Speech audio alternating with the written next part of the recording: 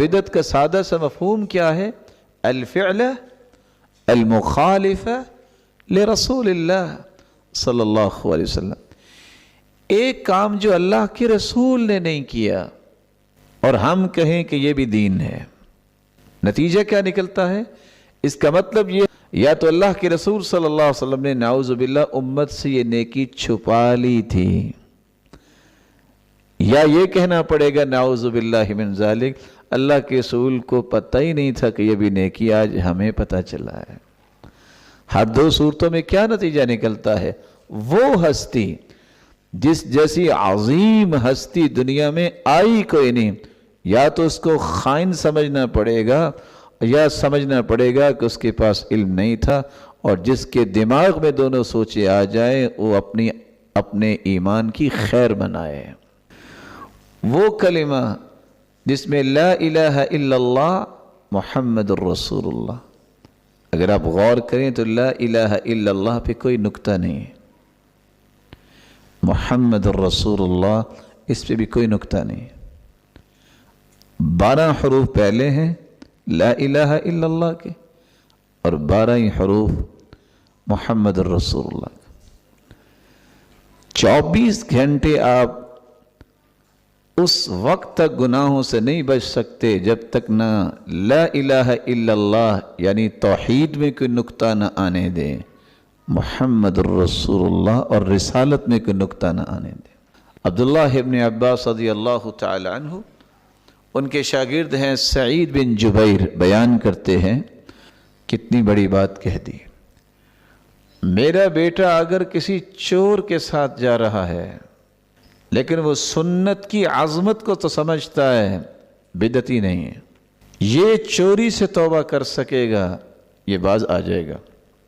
مجھے یہ اچھا لگتا ہے کہ وہ کسی عابد بدعتی کے ساتھ نہ جائے، اگر وہ چور کے ساتھ بھی چلا گیا ہے تو وہاں سے اس کی واپسی ممکن ہے، لیکن عابد عبادت گزار بدعتی کے ساتھ جائے گا تو پوری زندگی سے ہاتھ دھو بیٹھے گا۔ اس کی وجہ کیا ہے؟ چوری سے توبہ اس لیے کرے گا، چوری کو گناہ سمجھتا ہے، چور بھی چوری کو گناہ سمجھتا ہے، لیکن بدعتی بدعت کو نیکی سمجھتا ہے۔ کبھی کسی نے نیکی چھوڑی ہے؟ یعنی میں اور آپ نماز کو نیکی سمجھتے ہیں، ہو سکتا ہے کہ آپ نماز چھوڑ دیں، آپ نہیں چھوڑیں گے، لیکن اگر کوئی شخص برائی کو ہی نیکی سمجھنے لگ جائے تو پھر وہ برائی کو نہیں چھوڑتا۔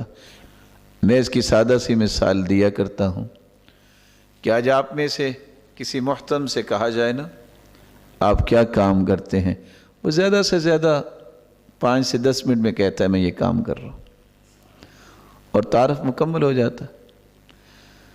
اگر آپ کسی چور سے کہیں کہ آپ نے چوری کی ہے، وہ آگے سے آپ کو یہ کہے کون سی چوری؟ تم دن کو نوکری کرتے ہیں، میں رات کو کرتا ہوں، بلکہ رات کو کرنا تو مشکل ہے۔ پتہ ہے میں نے کتنا مہنگا وہ ٹائم پیس لے کے آیا، میں نے کس طرح وہ الارم لگایا، آپ تو گھر سے نکلتے ہو جیکٹ پہن کے، میں اب جیکٹ بھی نہیں پہن سکتا تھا، بھاگنا بھی پڑ سکتا ہے، تو میں کس طرح اس سردی میں ٹھٹھرتے ہوئے نکلا، کتنی دور مجھے پیدل چلنا پڑا، دھند بھی تھی، اور بڑی مشکل میں نے دیوار پہ لانگی، اور آگے دیکھا تو تالا لگا ہوا تھا۔ آپ کو پتہ ہے کہ کیسے میں نے اس کو توڑا، کتنی محنت سے، کہاں سحری کا وقت ہو گیا، تو اگر میں نے اتنی محنت کر کے کچھ چیزیں لے آیا ہوں تو میری محنت ہے۔ آپ دیانتداری سے بتائیے گا یہ چوری سے توبہ کرے گا؟ اتنے دلائل تو وہ نہیں دے سکتا جو حلال کمائی کرتا ہے۔ جب ایک انسان آرگیو کر رہا ہے اپنی غلطی پر، یہ بندہ برائی سے توبہ نہیں کرے گا۔ اس لیے ایک بات یاد رکھیے گا، بدعتی آدمی جس کے بارے میں امام ابن القیم نے کہا تھا کہ اللہ عز و جلال ہمیں معاف فرمائے، شیطان بھی یہی چاہتا ہے کہ سنت کی مخالفت ہو۔ بدعتی انسان جب بدعت پہ ڈٹ جاتا ہے اور بدعت پہ اتنا پختہ ہو جاتا ہے، پھر شیطان کہتا ہے اس کے پاس مجھے اب جانے کی بھی ضرورت نہیں، مجھ سے زیادہ اچھا کام یہ خود کر رہا ہے۔ اور کیوں کہہ دیا انہوں نے؟ اس کی بھی وجہ ہے، ان اللہ احتجب التوبہ عن کل صاحب بدعہ، اللہ تعالیٰ نے بدعتیوں کے سامنے پردہ لٹکا دیا ہے۔ اللہ مالک الملک انہیں دیکھنا بھی پسند نہیں کرتے۔ احتجز التوبہ عن کل صاحب بدعہ، ان کی توبہ کے سامنے رکاوٹ ڈال دی ہے کہ ان کی میں نے توبہ ہی قبول نہیں کرنی۔ اور حسن بصری کی روایت کی الفاظ یہ ہیں، حتی یدعہا، جب تک بدعتی بدعت چھوڑ نہیں دیتا اس وقت تک مالک الملک اس کی توبہ بھی قبول نہیں کرتے۔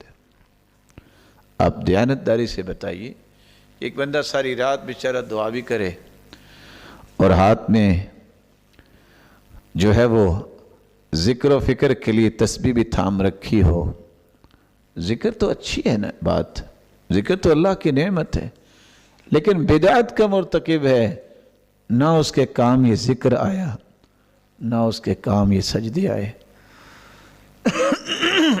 اس سے بڑا بدقسمت کون ہے؟ محنت کرنے کے باوجود بھی قیامت کے دن اسے کچھ بھی نصیب نہیں ہوگا۔